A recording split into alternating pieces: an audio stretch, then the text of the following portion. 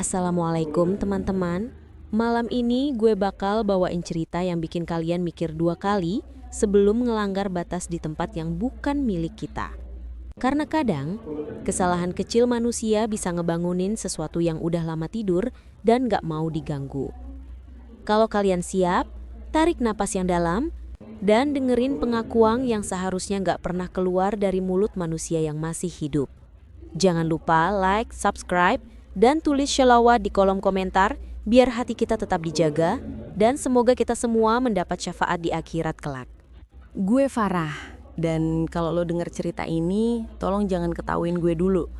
Dari luar gue kelihatan kayak pendaki pro yang cuek, centil dikit, dan kadang suka mainin rambut sambil sok-sokan bilang, santai, Semeru mah lewat. Padahal hati gue waktu itu, ya ampun, deg-degannya bukan main. Tapi gue pura-pura cool aja, apalagi di depan Diki, cowok Ponorogo yang udah lama gue taksir diam-diam. Dia tuh tipe yang kalau senyum bikin lutut gue agak goyang. Bukan karena capek, tapi karena, ya lo tau lah. Sok cakep sih gue, tapi ya begitulah. Kami berangkat pagi itu dengan semangat yang terlalu santai mungkin. Gue ngerasa kayak dunia itu milik gue berdua sama Diki. Gunung Semeru berdiri megah di depan, embun pagi masih nempel di jaket. Dan para pendaki lain sibuk foto-foto. Gue cuma nyengir, ngerasa diri gue paling keren. Diki jalan duluan, bawa carrier gede, dan gue ngikut di belakang sambil sesekali pura-pura minta tolong dia ambilin air. Cuma biar dia nengok ke gue. Anak nakal banget kan, tapi gue suka. Pas masuk jalur Cemoro Kandang, suasananya tuh adem tapi punya hawa aneh. Gue sempet dengar kayak suara lirih perempuan jauh di belakang. Awalnya gue kira pendaki lain, tapi pas gue nengok, kosong. Cuma pohon pinus ngambang tertiup angin. Gue mikir ya mungkin imajinasi aja. Terus lanjut jalan sambil ngudain Diki, Ki jangan ngebut, ntar gue tinggal terus nangis loh. Dia cuma ketawa. Lah kan gue bisa gendong kalau kamu nangis. Duh gituan aja bikin pipi gue panas sendiri. Ketika kami sampai Ranukumbolo, gue langsung rasa kayak semua capek itu hilang. Akhirnya tenang, lembut, danau itu bener-bener kayak lukisan. Tapi entah kenapa, gue ngerasa dingin yang bukan dari udara. Kayak ada mata dari balik pepohonan yang ngikutin tiap langkah gue. Gue cuekin, gue terlalu sibuk senang-senang. Gue sama Diki masak bareng, ketawa-tawa, dan kadang dia nempelin bahu ke gue pas ngaduk mie. Gue cuma pura-pura kesel, padahal dalam hati gue kayak, ya gue leleh. Malamnya, sebelum lanjut naik ke Kalimati besoknya, gue keluar tenda sendirian, mau cuci muka. Air danau itu dingin banget, tapi pas nyentuh kulit gue, rasanya tuh kayak, gimana ya, kayak ada tangan lain yang ikut nyentuh. Gue langsung mundur, merinding. Gue ngeliat bayangan putih kecil di ujung danau. Gue kira pendaki lagi main senter. Tapi itu bukan cahaya senter, lebih kayak siluet seseorang yang berdiri kaku. Gue panggil pelan, "Halo, pendaki ya?" Tapi yang gue dapat cuma suara angin, dan siluet itu hilang begitu aja kayak ditelan kabut. Gue balik ke tenda buru-buru, bilang ke Diki, "Ki, kayaknya ada orang tuh di danau." Diki cuma jawab santai, "Udah paling pendaki lain, jangan parno." Gue cuma ngangguk, ya gue gengsi kalau kelihatan takut. Padahal hati gue udah mulai ngasih sinyal. Farah, ini bukan sekadar pendakian biasa. Tapi ya namanya gue, sok berani, sok cantik, sok nakal. Dan dari sinilah semuanya mulai salah. Pagi itu gue bangun dengan kepala berat, kayak abis begadang semalaman, padahal gue tidur cepet. Udara di Ranukumbolo dingin banget. Tapi yang bikin gue merinding bukan dinginnya, melainkan mimpi gue. Gue ngeliat seorang perempuan berbaju serba putih duduk di batu pinggir danau. Rambutnya nutupin muka dan dia manggil gue pelan. Nada suaranya kayak orang kesal tapi memohon. Pas gue buka mata, gue masih ngerasa suara itu nempel di telinga gue. Gue keluar tenda pelan-pelan dan suasananya masih sepi banget. Cuma ada beberapa pendaki yang lagi foto sunrise. Tapi danau itu, sumpah kayak ngeliatin balik. Kayak ada yang berdiri jauh banget di tengah kabut ngamatin gue. Gue ngucap mata dan sosok itu hilang, tapi hawa dinginnya masih nempel. Diki keluar sambil ngulet terus nyentuh bahu gue dari belakang. "Kamu kenapa sih, Far? Kok kayak abis ngeliat pocong?" Gue cuman manyun. "Biasa, mimpi jelek." Gue gak mau kelihatan penakut, apalagi di depan cowok yang gue suka.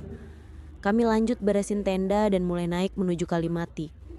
Semakin tinggi, kabut semakin tebal, dan gue mulai ngerasa kayak langkah gue diawasin. Beberapa kali gue ngedenger kayak suara langkah lain yang ngejar di belakang. Tapi setiap gue nengok, gak ada siapapun kecuali pepohonan kering yang melambai-lambai kayak tangan kurus. Diki sempat nanya, "Capek? Mau istirahat?" Gue geleng, padahal hati gue mulai gelisah. Gue ngerasa kayak ada yang srek-srek ngikutin gue dari tadi. Di satu titik, gue ngelihat gundukan tanah yang aneh banget. Kayak baru digali, terus ditutup buru-buru. Ada kain sobek putih kecil nyangkut di sampingnya. Gue merinding, tapi gue pura-pura gak lihat. Makin dekat ke Kalimati, makin terasa hawanya berat. Diki sibuk bercanda, sok-sokan bilang mau ngegendong gue kalau gue jatuh. Dan gue cuman ketawa genit biar suasana gak kaku. Tapi di balik ketawa itu, dada gue kayak ditarik sesuatu. Gue ngedengar suara perempuan berbisik di antara pepohonan, nadanya datar banget. "Jangan lewat." Tapi yang jalan justru kaki gue sendiri. Ketika kami sampai di Kalimati, matahari udah hampir turun dan suasananya hening gak wajar. Hening yang bikin telinga gue sakit. Gue ngerasa bener-bener kayak masuk rumah orang tanpa izin. Ada satu titik di mana gue yakin banget gue ngelihat bayangan putih berdiri di balik pohon besar. Cuma setengah badannya kelihatan kayak lagi ngintip. Rambutnya panjang banget jatuh sampai tanah. Gue nge-freeze. Gue kedip sekali, sosok itu hilang.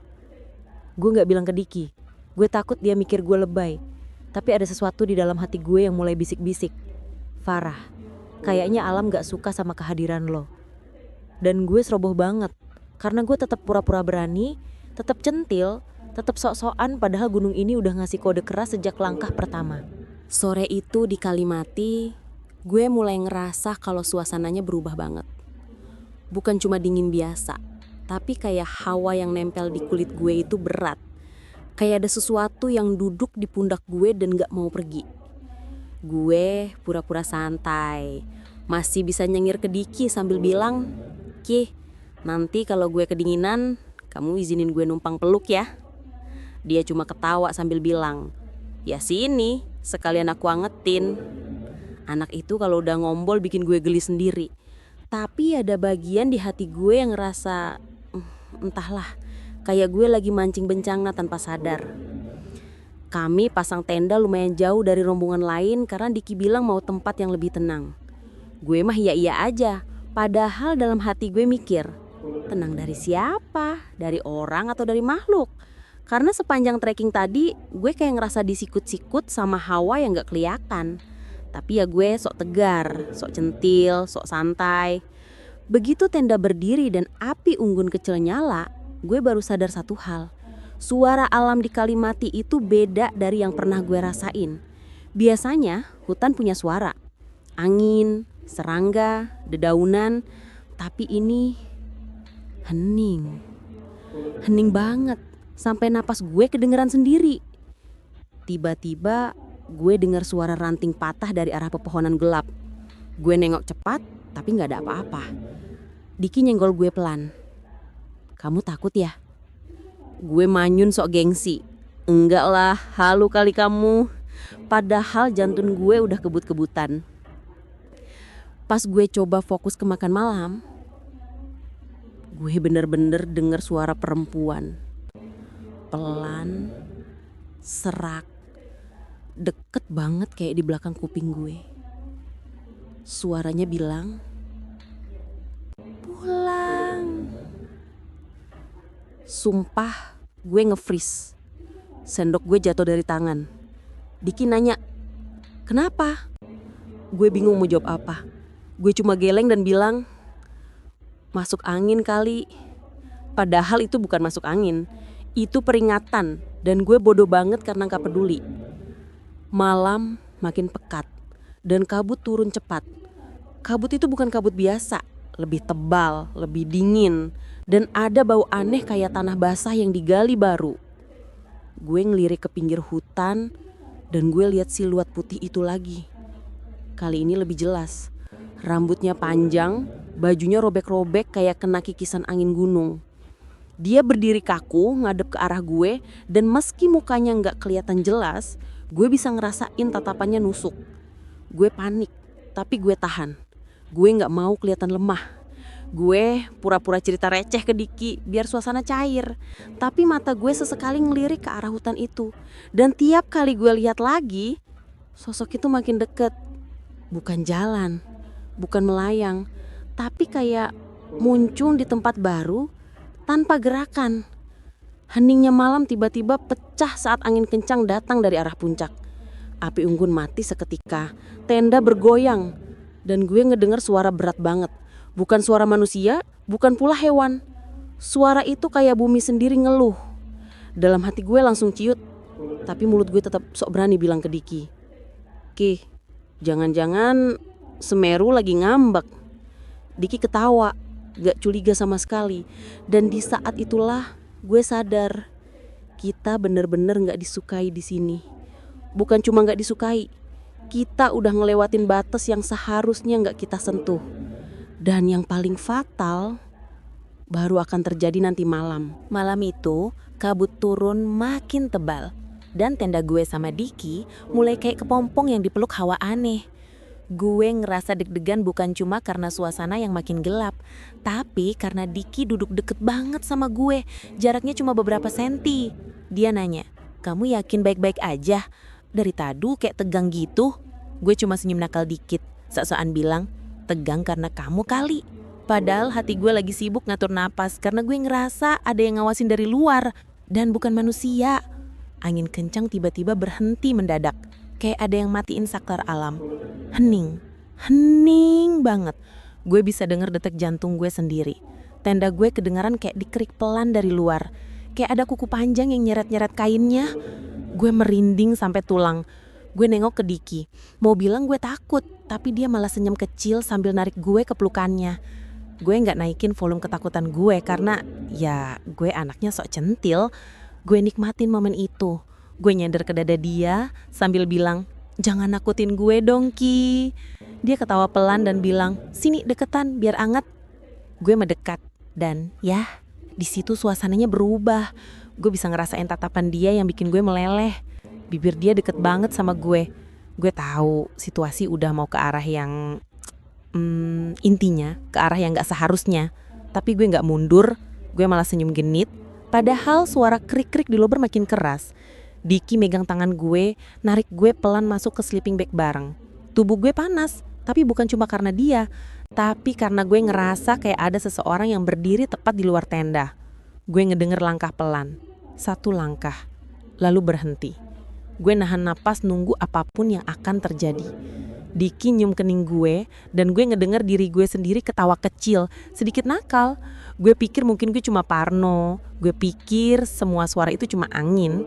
Tapi tepat saat gue dan Diki makin deket, gue ngedenger suara perempuan dari luar. Keras, jelas, dan marah banget.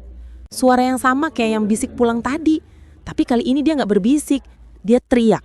Panjang, tajam, kayak suara yang sobek dari dada seseorang yang udah lama banget dikurung. Gue nge-freeze. Diki langsung berhenti dan bilang, "Apa itu?" Tapi sebelum gue bisa jawab, tenda kami digoyang keras dari luar. Sekali, dua kali, kayak ada tangan gede yang ngamuk. Gue hampir teriak, tapi suara gue ketahan di tenggorokan.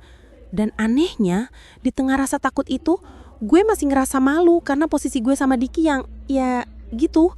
Gue narik sleeping bag nutupin dada gue sambil bisik, "Ki, sumpah ini ada yang gak beres." Diki langsung ambil senter dan mau buka resleting tenda. Tapi gue tarik tangan dia. Jangan dibuka." Tapi udah terlambat. Begitu resleting kebuka, angin dingin nyelekit langsung masuk. Cahaya senter mengarah keluar dan gak ada siapa-siapa. Tapi tanah di depan tenda kami ada jejak kaki. Kecil, kakinya perempuan. Jejaknya cuma 2 langkah, lalu hilang kayak lenyap di udara. Diki berusaha sok tenang, bilang, "Paling pendaki iseng." Gue tahu itu bohong. Dia ketakutan juga. Dia nutup tenda lagi dan dari luar masih kedengaran suara napas. Pelan, deket banget sama kain tenda. Napas perempuan, napas berat, napas marah. Gue ngerapat ke Diki dan meski gue anaknya genit, manja, sok berani, malam itu gue cuma bisa gemeter. Dan sejak saat itu, gue tahu kami udah diliatin, diikutin, dan mungkin udah ditandain. Tidur gue malam itu kacau, atau lebih tepatnya gue gak benar-benar tidur. Setiap kali mata gue merem, gue ngerasa kayak ada yang jalan muterin tenda. Pelan, tapi pasti. Kayak seseorang yang lagi nunggu gue lengah. Gue deket banget sama Diki. Sampai-sampai gue bisa denger dia bernafas di leher gue. Dan meskipun situasinya mencekam, gue masih sempet-sempetnya ngerasa deg-degan gara-gara dia. Tapi tiap kali rasa itu muncul, langsung ditampar sama suara dari luar. Ada bunyi ranting patah, kayak diinjak. Ada bisikan yang gak jelas, kayak suara orang kesel yang ditahan. Gue gak berani buka mata, tapi gue tahu sesuatu ada di luar sana. Dan anehnya, seakan dia lagi ngintip ke dalam tenda. Hawa dingin dari tanah mulai masuk lewat sela-sela tenda. Dingin yang aneh, bikin kulit gue merinding kayak digaruk dari dalam. Gue tarik sleeping bag sampai dagu gue ketutup, tapi itu gak bantu apa-apa. Justru di tengah keheningan, gue denger suara yang paling bikin gue mau muntah saking takutnya. Suara perempuan ketawa pelan. Ketawa yang gak lucu sama sekali. Ketawa yang datar, ketawa yang kayak ngelebek, ketawa yang persis ada di sisi tenda gue. Gue melek seketika, tubuh gue kaku. Diki kebangun karena gue ngegenggam tangan dia terlalu kenceng. Dia bisik, "Farah, kamu kenapa?" Suara dia pelan, tapi gue bisa dengar ketegangan yang dia tahan. Gue gak langsung jawab. Gue cuma nempelin kepala gue ke bahu dia, mencoba nyari rasa aman, tapi gue gak nemu. Karena ketawanya itu masih kedengeran. Lalu tiba-tiba berhenti, kayak diputus mendadak. Dan setelah itu, sunyi. Sunyi yang bikin telinga gue berdenging. Gue sama Diki diam lama. Dia akhirnya bilang, "Far, ini gak normal. Tadi aku dengar sesuatu juga." Gue melotot dikit. "Kamu juga?" Dia ngangguk. Matanya gelap. Ada yang narik-narik tenda dari bawah, kayak mau masuk. Gue langsung merinding sampai ujung kaki. Gue pikir cuma gue yang ngeliat dan ngerasain. Ternyata dia juga. Dan itu berarti apapun yang ada di luar bukan halusinasi. Gue tarik napas dalam-dalam. Tapi rasanya susah. Dada gue berat kayak ada batu di atasnya. Waktu makin malam. Angin berhenti lagi, semua diam. Lalu, gue dengar sesuatu yang paling gak masuk akal. Suara langkah kaki kecil dari dalam tanah, kayak ada yang jalan tepat di bawah alas tenda. Sret, sret, sret. Pelan, tapi jelas. Diki langsung merapat ke gue. Tangannya melingkarin pinggang gue kayak refleks ngelindungin gue. Tapi pelukan itu gak bantu banyak ketika tanah di bawah tenda gue kerasa bergerak sedikit. Kayak ada yang nyentuh dari bawah. Kayak ada yang ngedorong pakai jari-jari. Gue langsung meringis. Ki, itu apa?" Dia geleng cepet. "Udah, jangan niat ke bawah." Tapi gue malah nekat. Gue turunin muka gue pelan, deketin alas tenda, dan sumpah gue bakal ingat itu seumur hidup. Ada bayangan wajah tepat di bawah tanah. Bayangannya samar, cuma kelihatan bentuknya. Mata, rambut panjang berantakan, mulut terbuka seperti lagi bisik sesuatu. Gue langsung kejeretit, tapi tanpa suara. Mulut gue kebuka, tapi gak ada suara yang keluar. Dan bayangan itu bergerak ke arah gue, dikit demi dikit, merayap. Gue panik, gue dorong badan Diki sambil bisik keras. "Pindah, Ki, pindah, sekarang!" Kami pindah ke sisi tenda lain dengan gerakan super cepat, kayak orang dikejar maut. Begitu kami geser, bayangan itu ngikutin, pelan, tapi pasti. Kalau gue diem, dia ngejar. Kalau gue pindah, dia ikut pindah. Gue langsung gemeter parah. Diki meraih senter, menggenggamnya kuat-kuat, dan dia bilang dengan suara paling serius yang pernah gue dengar dari dia, "Farah, kayaknya kita udah dilihatin dari awal." Nafas gue kacau. Suara gue pecah. "Ki, kalau dia ngikut sampai turun, gimana?" Diki diam sebentar, lalu jawab pelan, "Kita harus turun sebelum pagi." Tapi gue tahu, walaupun kami turun, sosok itu sudah nempel di kami. Kami sudah melanggar batas. Dan mulai malam itu, gue sadar, gunung ini udah mulai minta balasan. Begitu matahari muncul sedikit aja dari balik punggungan, gue dan Diki langsung siap buat turun. Tapi jujur, sejak langkah pertama keluar tenda, gue ngerasa kayak ada tali gaib yang nahan mata kaki gue. Berat, kayak ada yang gak mau gue pergi. Gue pura-pura santai, nyengir tipis sambil bilang ke Diki, "Ki, nanti kalau gue jatuh, kamu tangkap ya, jangan biarin aku peluk tanah." Dia cuma geleng-geleng sambil ketawa pelan. "Kamu ini masih sempat flirting, padahal jelas-jelas dia lihat wajah gue pucet kayak kertas. Tapi ya gue anaknya begitu, suka nutupin takut pakai genit." Jalur turun dari Kalimati ke Arcopodo waktu itu sepi banget. Gak kayak biasanya yang ada suara-suara pendaki lain. Ini sepi yang salah. Sepi yang bikin suara napas gue sendiri kedengeran kayak gemuruh. Dan di titik tertentu, gue mulai ngerasa kita gak cuma berdua. Bukan suara langkah gue, bukan suara langkah Diki. Tapi langkah ketiga, pelan, irama aneh. kayak orang capek, tapi kakinya gak nempel tanah sepenuhnya. Gue lirih, "Ki, kamu denger gak?" Diki ngehentiin langkah, dengerin, lalu ngusap tengkuknya sendiri yang tiba-tiba meremang. "Dengar," katanya pelan. Itu pertama kalinya dia ngaku takut. Gue makin nempel ke dia, sok manja. "Ya ampun Ki, jangan tinggalin aku bisa pingsan nih." Tapi sebelum dia jawab, tiba-tiba langkah ketiga itu berhenti. Hening, terlalu hening. Gue beraniin diri nengok ke belakang dan di jauh, tepat di antara dua pohon pinus, gue lihat sesuatu. Putih, tipis, berdiri kaku, kayak nggak punya gravitasi. Rambutnya panjang banget sampai nyeret tanah, dan meski jaraknya jauh, gue ngerasa matanya ngunci ke gue. Panas, marah, kayak dia tahu gue. Gue langsung noleh ke depan lagi, nyuruh diri gue sendiri pura-pura nggak lihat. Padahal jantung gue mau copot. Ki, jalan cepetan." Suara gue pecah. Diki pegang pundak gue, tarik gue maju. Kami jalan makin cepat, setengah lari. Tapi anehnya, walaupun kami udah jauh dari spot tadi, hawa di belakang gue tetap nempel. Kayak ada napas dingin yang ngikut dari belakang tengkuk. Pas kami sampai di batas vegetasi, sebelum masuk jalur yang lebih terbuka, gue dengar suara itu lagi. Suara perempuan lebih jelas dari sebelumnya. Bukan bisik, bukan teriak, tapi kayak orang ngomong tepat di belakang kuping gue. "Kalian kotor." Gue langsung berhenti mendadak dan Diki nyaris nabrak gue. Dia tanya dengan suara panik yang ditahan-tahan, "Farah, kenapa?" Gue nutup mulut sendiri, nahan isak, mewek kecil. Gue gak peduli lagi mau kelihatan lemah atau enggak. "Ki, dia ngomong, dia bilang kita kotor." Wajah Diki langsung berubah. Dia gak lagi sosokan tenang. Dia ngerti, dia tahu. Malam itu kami udah ngelakuin hal yang bikin tempat ini marah. Kami udah ngerusak batas yang bukan milik kami. "Farah, denger aku," kata Diki sambil pegang pipi gue.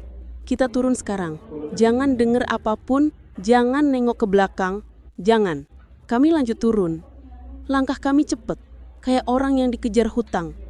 Tapi jalur itu kayak makin panjang dan makin berat, seolah gunung gak rela kami pergi.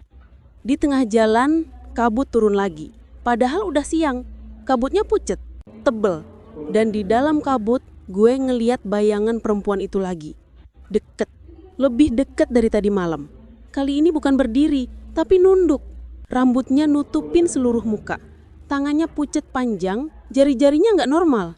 Dia gak gerak, cuma berdiri di tengah jalur kayak nunggu gue. Gue nahan napas, punggung gue kayak ditusuk es. Diki narik gue kasar. "Jangan lihat, jalan Farah, jalan." Kami lari nabrak kabut itu, berharap itu cuma halusinasi. Tapi waktu gue lewatin titik itu, gue ngerasa jelas banget sesuatu nyentuh pergelangan tangan gue. Dingin, licin, kayak tangan basah. Gue teriak, tapi suara gue kayak ketahan angin. Dan gue tahu, itu bukan sekedar penampakan. Itu peringatan terakhir. Karena setelah itu, Semeru mulai bergetar pelan. Kayak bumi ngedorong napas panjang. Dan gue ngerti satu hal dengan sangat jelas. Hal yang kami lakuin semalam bukan cuma salah, tapi penghinaan. Dan gunung nggak lupa. Gunung udah siap balas. Gue turun dari puncak waktu itu dengan badan gemeteran. Bukan cuma karena dingin atau capek, tapi karena perasaan bersalah yang terus nyelkit tiap kali gue ingat suara dari balik gelap yang manggil nama gue dengan nada panjang dan berat kayak nafas dari perut bumi. Di sepanjang jalur turun itu rasanya Semeru ngikutin gue. Kayak dia tahu setiap langkah gue, setiap ketakutan gue, setiap kebodohan yang gue lakuin di atas sana. Diki beberapa kali nengok ke gue, nanya kenapa gue pucet banget. Tapi gue cuma bisa senyum kecut sambil ngehindarin tatapannya. Karena jujur aja setiap kali dia lihat gue, suara lirih dari balik kabut itu kayak ngedengung makin jelas. Tiba-tiba gue jadi takut sama orang yang barusan gue peluk semalaman di tenda. Pas nyampe di Kalimati, rombongan pendaki yang lain kelihatan kayak lagi ngerasain hal yang sama. Angin berubah, bau belerang makin nusuk, dan tanah bergetar halus. Kayak ada sesuatu yang gelisah jauh di bawah. Orang-orang ngira itu cuma aktivitas gunung biasa. Tapi gue tahu itu bukan hal biasa. Malamnya waktu semua orang udah masuk tenda, gue nggak bisa tidur sama sekali. Gue tiduran sambil nutup kuping pakai buff, tapi suara itu masih terdengar jelas. Kayak bisikan yang nempel di dalam kepala gue sendiri. Bilang kalau gue yang bikin batasan itu pecah, gue yang bikin penguasa sana terusik. Gue nahan nangis karena suara itu kadang berubah jadi kayak perempuan nangis, kadang kayak laki-laki marah, kadang kayak gemuruh jauh banget, tapi juga deket banget. Kayak ada yang nunduk tepat di depan muka gue. Pagi-pagi, waktu matahari belum naik, gue baru bisa tidur sejam. Sebelum akhirnya kebangun karena suara orang-orang di luar tenda panik. Mereka bilang asap tebal mulai naik dari kawah Jonggring Saloka. Warnanya gelap dan kecepatan naiknya nggak normal sama sekali. Diki langsung keluar tenda sambil ngomong, "Sudah kuduga, ada yang gak beres dari tadi malam." Sedangkan gue cuma berdiri di belakangnya sambil tangan gemeteran karena gue merasa ini semua dimulai dari malam sialan itu. Di perjalanan turun menuju Ranukumbolo, gue jalan paling belakang karena gue takut tiap kali nengok ke sisi kanan jalur, gue ngeliat bayangan tinggi berdiri diam di balik kabut, seolah-olah mantau gue. Orang-orang mulai kebingungan karena suara gemuruh makin sering kedengeran dan beberapa pendaki mulai muntah karena bau belerang makin kuat. Gue hampir gak bisa nafas, tapi bukan cuma karena belerang, tapi karena suara itu kembali nyelip di kepala gue. Lebih jelas, lebih marah, bilang kalau gue gak bakal bisa kabur dari akibatnya. Waktu itu baru gue sadar kalau erupsi yang mulai kelihatan bukan sekadar bencana alam biasa, tapi kayak bentuk hukuman dari sesuatu yang selama ini cuma dianggap mitos. Dan itu semua ngarah ke gue. Gue sampai rumah dengan badan lengkap tapi jiwa gue kayak tinggal separuh doang.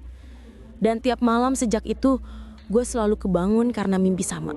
Tanah kebuka, api meledak ke langit, dan ada sosok tinggi gelap yang nunjuk langsung ke gue sambil ngomong, "Ini ulahmu." Pas Semeru bener-bener erupsi besar beberapa hari setelah gue turun, gue nonton beritanya dari kamar sambil tangan gue dingin kayak es batu.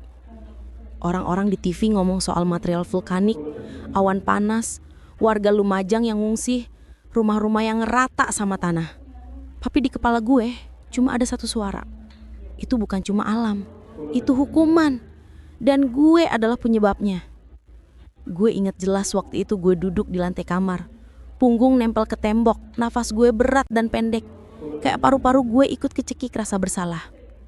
Diki berkali-kali ngechat gue, nanya kenapa gue tiba-tiba hilang labar. Tapi gue gak bisa jawab apa-apa. Setiap kali ngeliat namanya muncul di layar, gue cuma merasa takut. Takut karena gue tahu kami berdua udah ngelanggar sesuatu yang gak kelihatan, tapi nyata. Sesuatu yang udah lama dijagain sama gunung itu. Malam semakin lama semakin berat buat gue. Suara-suara dari Semeru yang muncul di TV kayak bergema ke dalam kepala gue sendiri. Setiap berita korban baru muncul, gue merasa satu bagian dari diri gue hancur lagi. Gue gak bisa makan, gak bisa tidur. Dan setiap kali gue nutup mata, gue ngeliat kabut abu-abunya lagi. Ngeliat bayangan tinggi itu berdiri di antara pepohonan cemara di Kalimati. Ngeliat gimana dia ngikutin langkah gue turun dengan marah yang gak diucapin tapi terasa banget. Sampai akhirnya, suatu malam, waktu listrik mati gara-gara hujan deras, rumah gue gelap total. Gue duduk sendirian di kamar, cuma ada suara rintik di atap sama degupan jantung gue yang makin cepat. Dalam gelap itu, gue merinding karena tiba-tiba ada bau belerang yang sangat kuat masuk melalui ventilasi. Persis kayak bau dari kawah waktu gue di atas sana. Gue kira gue halu, tapi kemudian gue denger langkah pelan, berat, nyeret dari arah luar kamar. Suara itu jalan makin deket dan makin deket, kayak ada yang menyeret kakinya sambil nyari pintu. Gue gak berani gerak, gue cuma duduk sambil nutup mulut biar gak kelepasan jerit.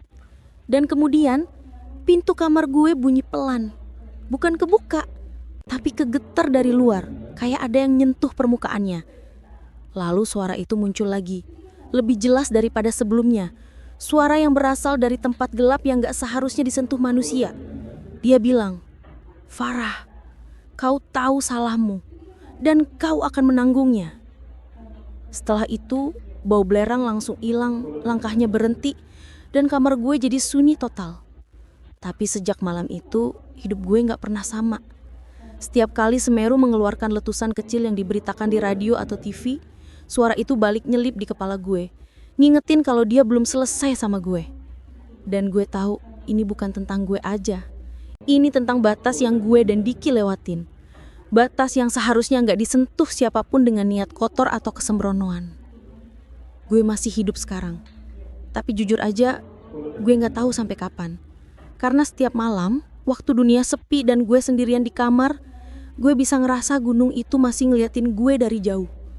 Kayak dia nunggu. Kayak dia sabar banget nunggu saat yang tepat buat nagih apa yang seharusnya gue bayar sejak hari itu. Dan kalau suatu hari gue hilang tanpa kabar, jangan cari gue. Karena lo mungkin bakal nemuin gue bukan di kota ini, tapi di lereng itu, jadi bagian dari murka yang gue bangunkan sendiri.